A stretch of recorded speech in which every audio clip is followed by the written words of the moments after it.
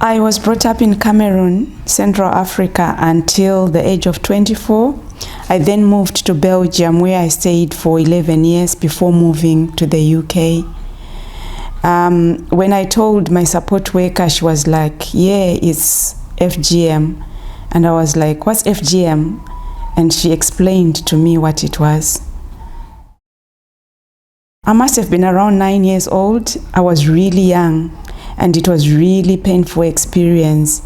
I wouldn't even do that to my worst enemy. Do you know what I mean? Well, first of all, physically, having my 2 children, I didn't produce quality breast milk, or the quantity of breast milk I produced was really not good enough. I struggled to feed my children, and my breast did not grow and didn't take its natural form. Do you know what I mean? Because it was probably obstructed. Psychologically, I feel that if that wasn't done to me, I would probably feel like any other woman. At times, my self-esteem is down. Yeah, so that's how it has affected me. No, I've never even thought about it. I've just kind of deal with it.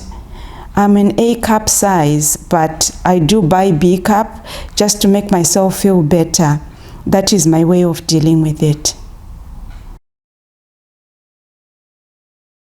I have family and relatives that have been through this and deal with it as well. We just deal with it, you know, where I come from, we deal with things just like that. Let your children grow up and make their own choices. They will grow up blaming you for the entire life.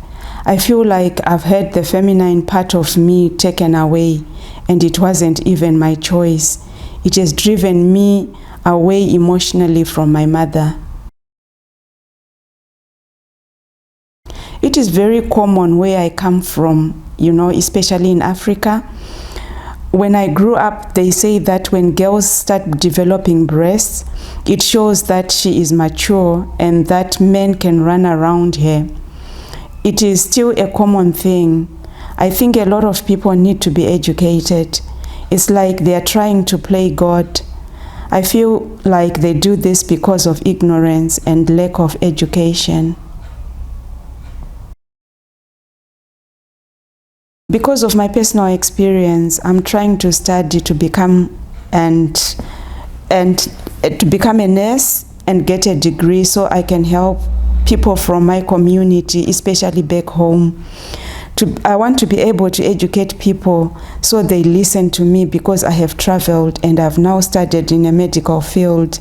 I would also like to encourage companies like Valley House to come to Africa and encourage these people, because there is really a lack of information around these issues.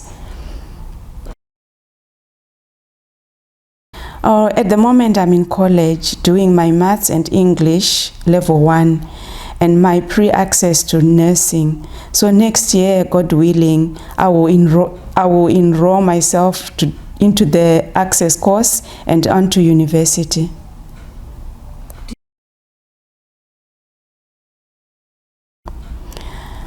How it is done is that a male figure, maybe a boy or a man, normally a relative, but can be someone very close to the family. They will take the palm nuts. You know palm nuts?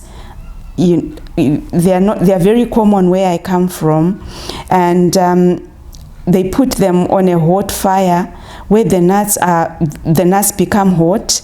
They will take them and use it to massage your breast. It symbolizes that the man is pushing the breasts away and eating them up. This has to be done every day in order to prevent them from growing.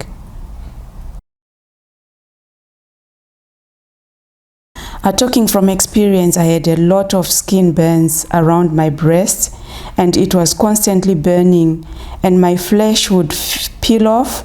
The pain, the physical and emotional pain, you are left with these scars for the rest of your life. They stay with you, they never go away. It's haunting.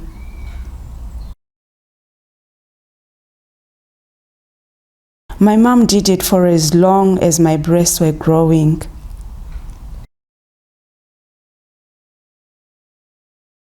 I feel like I don't look like a modern woman. It really affected me a lot.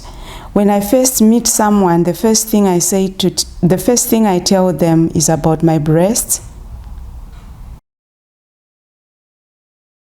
Yes, but it was hard to breastfeed as I couldn't produce enough milk. It took me 3 to 4 days to produce a little bit of milk.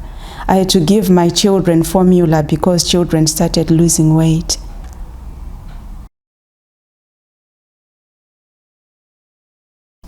I think the nurses in this country didn't know. It's something I had never spoken about. I didn't even realize it was something that would be significant. We are in the middle of a discussion and I told it about what happened to me and they had never heard about it. I was sexually abused and then developed breasts. I felt ashamed and I blamed myself for a very long time for developing breasts. Yes, that is my aim. I want to educate the world. My support worker has been encouraging me, and she has said that she doesn't even know how I do it, but she thinks I'm an inspiration.